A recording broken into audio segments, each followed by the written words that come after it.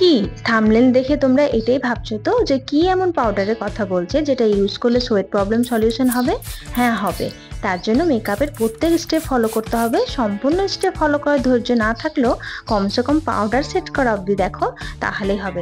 তোমরা হয়তো ভাবতেই পারো এটা ভিউজ এবং সাবস্ক্রাইবের জন্য বলছি, তা কিন্তু একদমই নয়। পুরো ভিডিওটা দেখো, তাহলেই তোমরা বুঝতে পারবে।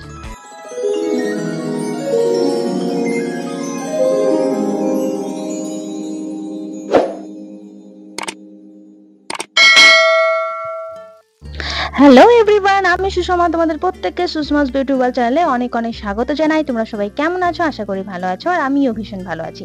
এখন তো সামার টাইম, আর এই সামার টাইমে প্রায় অনেকেই চিন্তিত থাকে যে এই সময় যদি কোনো অকেশন থাকে তাহলে কিভাবে মেকআপ করব। কারণ সামার মানে সোয়েট, আর সোয়েট হলে বাড়ি থেকে যতই ফ্রেশ হয়ে বেড়ায় না কেন, ঘামে চেহারাখানার অবস্থা খারাপ হয়েই যায়। তো চলো অত টেনশন না করে আজকে আমরা একটা যে কোনো অকেশনের জন্য summer day makeup look create করি, যেখানে ঘাম হবে কিন্তু মেকআপ গলে যাবে না। তার জন্য ভিডিওটি স্টেপ বাই স্টেপ ফলো করতে হবে এবং কথাগুলো মন দিয়ে শুনতে হবে। আর হ্যাঁ, ভিডিওটি দেখতে দেখতে যদি চ্যানেলটি সাবস্ক্রাইব না করে থাকো তাহলে চ্যানেলটি সাবস্ক্রাইব করে দিও এবং ভিডিওটা ভালো লাগলে একটা লাইক করে দিও। তো প্রথমে শুরু করছি ফেস ক্লিন দিয়ে। মেকআপ করার আগে মুখ এবং হাত দুটোই পরিষ্কার রাখা অত্যন্ত জরুরি। ফেস ক্লিনের জন্য ইউজ করছি সিলস প্রফেশনালের ভিটামিন সি ওয়াইপস। তোমরা ফেস ক্লিনের জন্য স্কিন টাইপস অনুযায়ী যে কোনো ফেস ওয়াশ বা ক্লিনজার ইউজ করতে পারো। ফেস ক্লিন করে নেওয়ার পর একটা সুতির কাপড়ে বরফের টুকরো নিয়ে পুরো মুখে ড্যাব ড্যাব করে প্রেস করে নিচ্ছি। এতে স্কিন ঠান্ডা থাকবে এবং কিছুক্ষণের জন্য পোরস মিনিমাইজ থাকবে। যত স্কিন ঠান্ডা থাকবে তত স্কিনে সোয়েট কম হবে এবং মেকআপ টেকসই হবে বেশিক্ষণ। বরফ যদি না থাকে তাহলে ঠান্ডা জল দিয়ে মুখ ওয়াশ করে ফ্রেশ হলেও। এরপর আমি সরাসরি ইউজ করছি ডট অ্যান্ড কি এর ওয়াটারমেলন সানস্ক্রিন। এই সানস্ক্রিনটি এক্সেস অয়েল কন্ট্রোল করে এবং ইউজ করার সাথে সাথে ইনস্ট্যান্ট কুলিং এফেক্ট দেয়। এছাড়া এটি লাইট ওয়েট এবং স্কিনকে ভেতর থেকে হাইড্রেশন রাখে। মনে রাখবে মেকআপের সময় স্কিন যাতে ভেতর থেকে খুব সুন্দরভাবে হাইড্রেশন থাকে। সানস্ক্রিন অ্যাপ্লাইয়ের পর ইউজ করছি লিপ বাম, আর লিপ বাম ইউজ করছি ডট অ্যান্ড কি এর। মেকআপে বেস করার সময় প্রত্যেক প্রোডাক্ট অ্যাপ্লাইয়ের পর কিছুক্ষণ থেমে থেমে নেক্সট প্রোডাক্ট অ্যাপ্লাই করা ভালো। তার জন্য আমি সানস্ক্রিন অ্যাপ্লাই করে নেওয়ার পর কিছুক্ষণ থেমে নেক্সট প্রোডাক্ট ইউজ করব। তাই আমি প্রথমে আই মেকআপ করে নিচ্ছি। আই বেসের জন্য ইউজ করছি মেবেলিনের ফিট মি কনসিলার এবং ব্লেন্ড করার জন্য ব্রাশ ইউজ করছি কাপস অ্যান্ড ল্যাশেসের 8019 নাম্বার ব্রাশ। কম বাজেটে ভীষণই ভালো। নেক্সট আমি আইশ্যাডো প্যালেট নিচ্ছি ইউক্যানবের। পার্সোনাল এবং প্রফেশনাল ইউজের জন্য ভালো প্যালেট। তো প্রথমে সুগারের ব্রাশ দিয়ে ব্রাউন কালার নিয়ে ক্রিজ লাইনে অ্যাপ্লাই করে নিচ্ছি।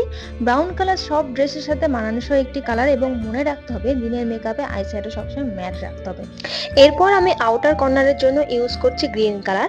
যেহেতু আমার আউটফিট ইয়েলো অ্যান্ড গ্রিনের মধ্যে, তাই আমি ইয়েলো গ্রিন বজায় রেখে একটা আই মেকআপ লুক ক্রিয়েট করছি, যেটা আমার পোশাকের সাথে মানানসই হবে এবং দিনের বেলাও বেশ আই মেকআপটা ভালো দেখাবে। নেক্সট আমি ইয়েলো কালার নিয়ে আইলিডের উপর কালার ডিপোজিট করে গ্রিনের সাথে মার্চ করে নিচ্ছি।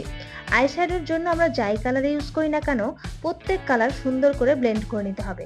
যদি ব্রাশ দিয়ে কালার পপ আউট না হয়, সেই ক্ষেত্রে কালার ফিঙ্গার দিয়ে অ্যাপ্লাই করলে কালারটা সুন্দর পপ আউট হয়।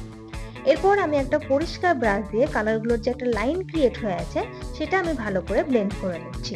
স্কিনের ওপর যদি কোনো আইশ্যাডো পাউডার ফল আউট হয়ে থাকে তাহলে সেটা ক্লিন করে নিয়ে ফেস মেকআপ শুরু করতে হবে।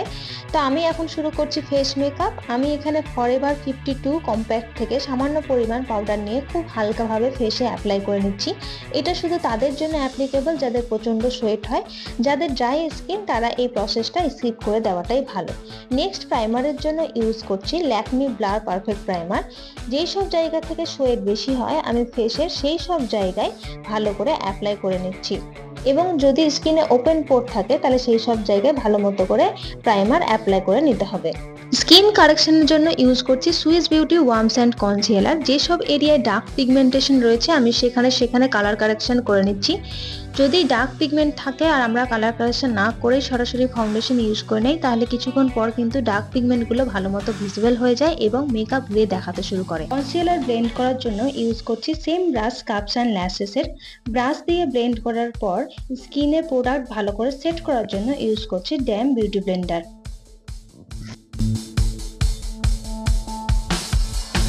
এরপর আমি আবার ফরএভার 52 কম্প্যাক্ট পাউডার দিয়ে ফেসে হালকাভাবে অ্যাপ্লাই করে কারেক্টার সেট করে নিচ্ছি।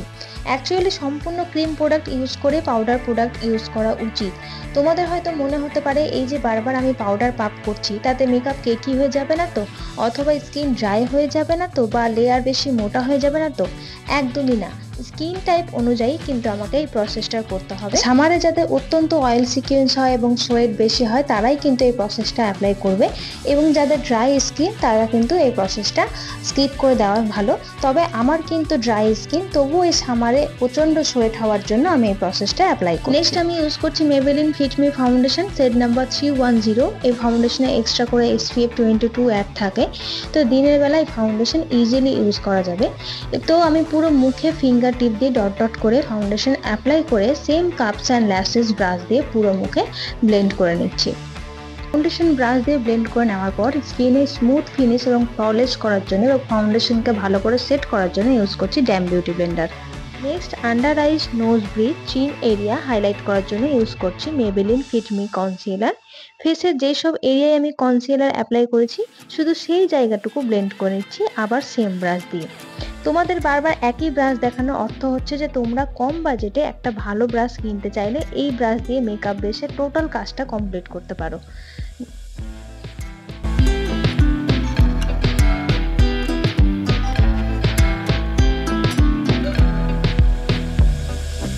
এরপর আমি flawless finish and base set করার জন্য ইউজ করছি বিউটি ব্লেন্ডার। দেন রিকর্ডের প্রেপ অ্যান্ড প্রাইম ফিক্সার নিয়ে ব্লেন্ডারে স্প্রে করে পুরো বেসটা একবার সেট করে নিচ্ছি। আরেকটা কথা, গরমের সময় মেকআপ কিন্তু ফ্যানের সামনে বসেই করতে হবে, কারণ মেকআপ প্রোডাক্ট অ্যাপ্লাইয়ের পর স্কিন কিন্তু ঘামতেই থাকে, আর স্কিনে যতক্ষণ না ঘাম শুকাবে ততক্ষণ কিন্তু নেক্সট প্রোডাক্ট অ্যাপ্লাই করবে। নেক্সট আমি ইউজ করছি মেবেলিন ক্রোম হাইলাইটার। আঙ্গুলে হাইলাইটার নিয়ে হাইলাইট জোনে অ্যাপ্লাই করে সুন্দর করে ব্লেন্ড করে নিয়ে বিউটি ব্লেন্ডার দিয়ে আমি সেট করে নিচ্ছি। তাহলে কি হবে, দিনের বেলা হাইলাইটার বেশি চকচক করবে না, কিন্তু স্কিন গ্লোই দেখাবে।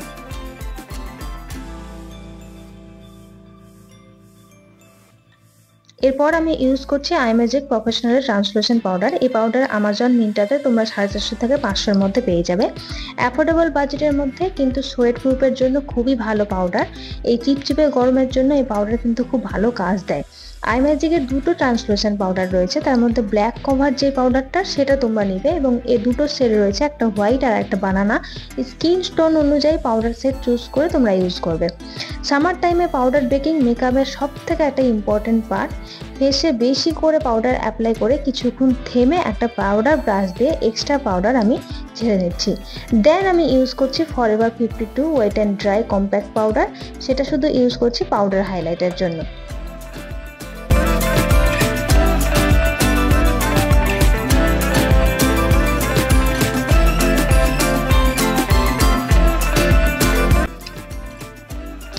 এবার তো তোমাদের দেখাতে হবে মেকআপ সোয়েট প্রুফ বা ওয়াটার প্রুফ হয়েছে কিনা। তো আমি ওয়াটার বোতল নিয়ে ওয়াটার স্প্রে করে নিচ্ছি পুরো মুখে, এবং একটা কাগজের টিস্যু পেপার নিয়ে জলটা মুছে দিচ্ছি। দেখো কোনো প্রোডাক্ট নেই, যদি ঠিকঠাক প্রোডাক্ট অ্যাপ্লাই করো তাহলে মেকআপ অবশ্যই সোয়েট প্রুফ হবে, আর যদি কোনো রকম চিপচিপে থাকে তাহলে কিন্তু মেকআপ সোয়েট প্রুফ হবে না।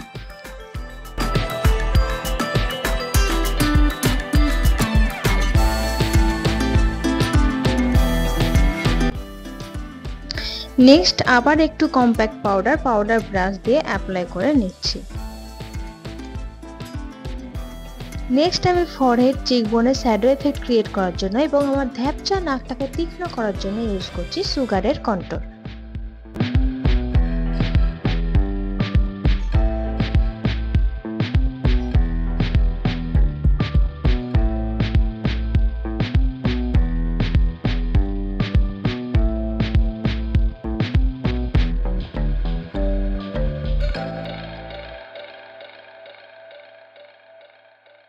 ব্লাশারের জন্য ইউজ করছি মিস ক্লিয়ার ব্লাশারের এই ছোট কিটটা।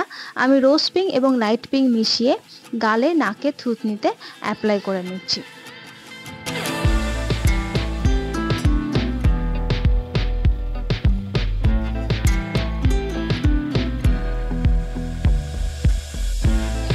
সবশেষে পুরো মেকআপ সেট করার জন্য ইউজ করছি রিকোডের prep and prime fixer dry করে নেওয়ার পর প্যালেট থেকে ডার্ক ব্রাউন কালার নিয়ে ফ্ল্যাট ব্রাশ দিয়ে লোয়ার লাইনে স্মাচ করে নিচ্ছি। তারপর একটা হালকা ব্রাউন কালার নিয়ে সুগারের আইশ্যাডো ব্রাশ দিয়ে চোখের লোয়ার লাইন এবং আপার পার্টের কালারের সাথে একসাথে মার্চ করে নিচ্ছি। আইলাইনারের জন্য ইউজ করছি মেবিলিনের জেল আইলাইনার। একটা আইলাইনার ব্রাশ নিয়ে প্রথমে মিডল থেকে এন্ড অবধি পরে নিচ্ছি, তারপর মিডল থেকে ইনার কর্নারে অ্যাড করে নিচ্ছি।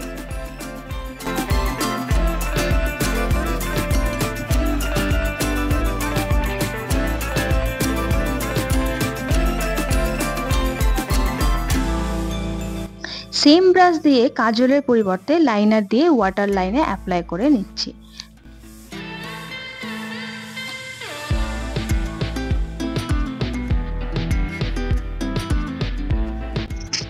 নেক্সট আমি আইল্যাশ কার্ল করে নিচ্ছি আইল্যাশ কার্লার দিয়ে। আইল্যাশ কার্ল করে মাস্কারা ইউজ করলে চোখটা অ্যাট্রাকটিভ দেখায় এবং এক্সট্রা আইল্যাশ ইউজ করলে সেটার সাথে ভালো করে মিশে যায়। মাস্কারা ইউজ করে নিচ্ছি মেবিলিনের। এই মাস্কারাটি ওয়াটারপ্রুফ এবং লং লাস্টিং মাস্কারা। ল্যাশের ভালো ভলিউম পেতে গেলে 3 থেকে 4 কোট এই মাস্কারাটা ইউজ করতে হবে। মাস্কারাটা দিতে দিতে হঠাৎ করে আমার মনে এলো রিল ভার্সেস রিয়েল, মানে আমরা রিয়েলে যখন মাস্কারা অ্যাপ্লাই করি তখন আমাদের ফেসটা কি হয়ে থাকে, আর যখন রিল তৈরি করতে গিয়ে আমরা মাস্কারা অ্যাপ্লাই করি তখন আমাদের মুখটা।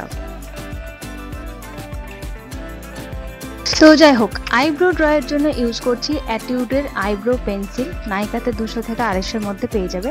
ইউজ করার পর একদম ন্যাচারাল ফিনিশ দেয়।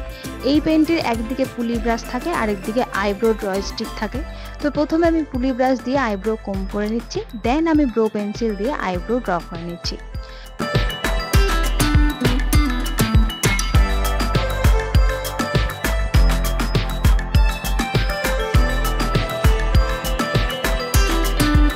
শ্যুট করতে করতে ব্যাটারি খতম হয়ে গেছিলো, তাই ভাবলাম চার্জ হতে হতে শাড়িটা পরে চলে আসি। তো শাড়ি পরে চলে আসার পর এরপর আমি ইউজ করব লিপস্টিক। তো প্রথমে আমি ব্রাউন লিপ লাইনার দিয়ে লিপ লাইন ড্র করে নিয়েছি, দেন ইউজ করছি সুইস বিউটি ম্যাট লিপস্টিক। এই দিন থেকে আমি এই লিপস্টিকটা নিয়েছি, আমি শুধু এই লিপস্টিকটাই ইউজ করি, আমার ভীষণ ভালো লাগে। একটা প্রথমত হচ্ছে অল্প বাজেট, তার মধ্যে হচ্ছে এই ফ্রেগ্রেন্সটা খুব সুন্দর, ম্যাট এবং ভীষণ লাইট ওয়েট একটা লিপস্টিক, এবং ঠোঁটে ইউজ করার পর মনে হয় না যে আমি ঠোঁটে লিপস্টিক অ্যাপ্লাই করে আছি, ভীষণই একটা সফট ফিল হয়। তো আমার ভীষণই ভালো লেগেছে। এরপর আমি ইউজ করছি আইল্যাশে গ্লু দিয়ে কিছুক্ষণ ড্রাই করে তারপর আমি চোখের আপার লাইনে প্রথমে মিডিলে সেট করে নিচ্ছি, তারপর 2 দিকে সেট করে নিচ্ছি। সবশেষে আমি আমার চুল বেঁধে মেকআপ লুকটা কমপ্লিট করছি, কিন্তু পুরো হেয়ার স্টাইলটা যদি দেখানো যায় তাহলে ভিডিওটা অনেকটাই লং হয়ে যাবে। একেতেই আমার ভিডিওটা অনেকটা লং হয়ে গেছে, তো তাই আমি আর হেয়ার স্টাইলের টিউটোরিয়ালটা আর দেখালাম না। সো এই হচ্ছে আমার ফাইনাল লুক, যেটা তোমরা আগেই দেখে ফেলেছো। এই লুকটা তোমরা বিশেষ করে কারো বিয়ের গায়ে হলুদ, রাইস সেরেমনি, আইবুড়ো ভাত এগুলো অকেশনে ট্রাই করতে পারো। তো তোমাদের ভিডিওটা যদি ভালো লেগে থাকে তাহলে একটা লাইক করে দিও, এবং চ্যানেল সাবস্ক্রাইব না করে থাকলে নতুন ভিডিও দেখার জন্য চ্যানেলটি সাবস্ক্রাইব করে দিও। তো আজকের মতো টাটা বাই বাই, নেক্সট আসবো অন্য কোনো ভিডিও নিয়ে। আর তোমাদের যদি মনে হয় অন্য কোনো লুকের টিউটোরিয়াল তোমরা দেখবে তাহলে কমেন্ট করে জানিও, অবশ্যই আমি সেই লুকের টিউটোরিয়াল তোমাদেরকে দেখবো। So tata bye.